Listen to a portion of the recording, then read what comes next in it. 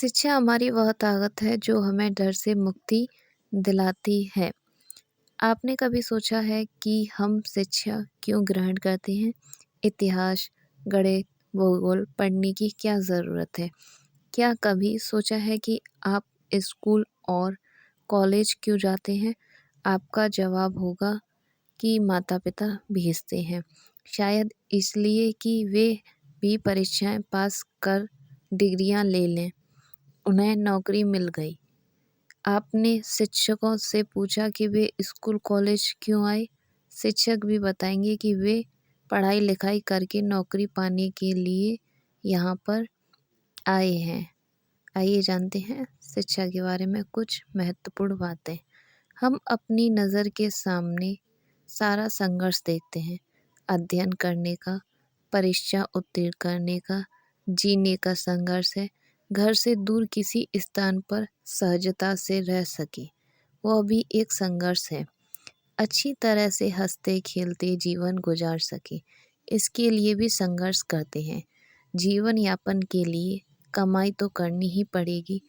गुजरते हुए परीक्षाओं से क्या आप जीवन का पूरा महत्व समझे जा रहे हैं? कुछ लोग परीक्षा पास करने में बहुत अच्छे होते हैं। इसका मतलब ये नहीं है कि वे बहुत बुद्धिमान हैं।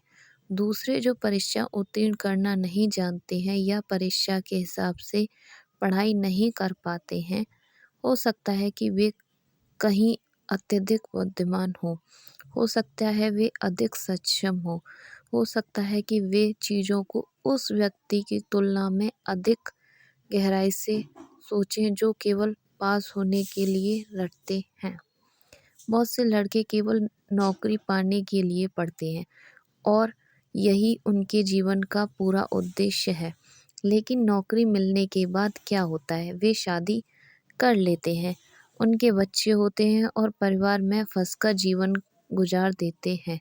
क्लर्क, वकील, पुलिसकर्मी तो बन जाते हैं, लेकिन पत्नियों के साथ, अपने बच्चों के साथ उनका संघर्ष भी चलता रहता है। क्या आपको अपने परिवार से इन सब के बारे में जानकारी नहीं मिली है? तो आप शिक्षक क्यों होना चाहते हैं? आप क्यों पढ़ लिख कर कुछ बनना चाहते हैं? इसलिए कि माता-पिता चाहते हैं कि आप शिक्षित हों। इस पर लंबा-चौड़ा भाषण देते हैं। तो क्या आपको शिक्षा का अर्थ नहीं जानना चाहिए? जिसका अर्थ केवल पढ़ने में सक्षम होना और परीक्षा पास करना ही नहीं है। शिक्षा का उद्देश्य बुद्धि का विकास करना है। बुद्धि से मेरा मतलब चालाकी से नहीं है। किसी और से आगे निकलने के लिए चतुर बनने की कोशिश करना बुद्धिमानी नहीं है। जब आप किसी से आगे निकलने की कोशिश करते हैं तो डरे हुए रहते हैं। शिक्षक भी डांट, आलोचना का डर, कक्षा में लोकप्रिय नहीं होने का भी डर रहता है। लेकिन जब आप डरते नहीं हैं तो वहाँ आपकी बुद्धिमत्ता काम करती है। निश्चित रूप से यही शिक्षा का सार है। डर के कारणों को समझने और उसके निदान के लिए शिक्षा जरूरी है।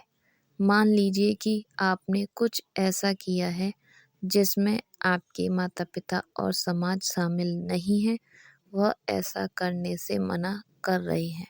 मान लीजिए आप किसी ऐसे व्यक्ति से शादी करना चाहते हैं जो आपकी जाति या वर्ग का नहीं है। क्या आपको डर नहीं लगेगा कि लोग क्या कहेंगे? इसी तरह आप बीमारी से, मौत से डरते हैं। हम में से ज़्यादातर लोग डरते हैं। अगर हम इसके बारे में सोचें तो देखेंगे कि लगभग हर किसी को डर सता रहा है। डर से मुक्ति दिलाने वाली सबसे बड़ी ताकत ही शिक्षा होती है। Thank you for watching this video. Please subscribe to my YouTube channel and please like my video and support me.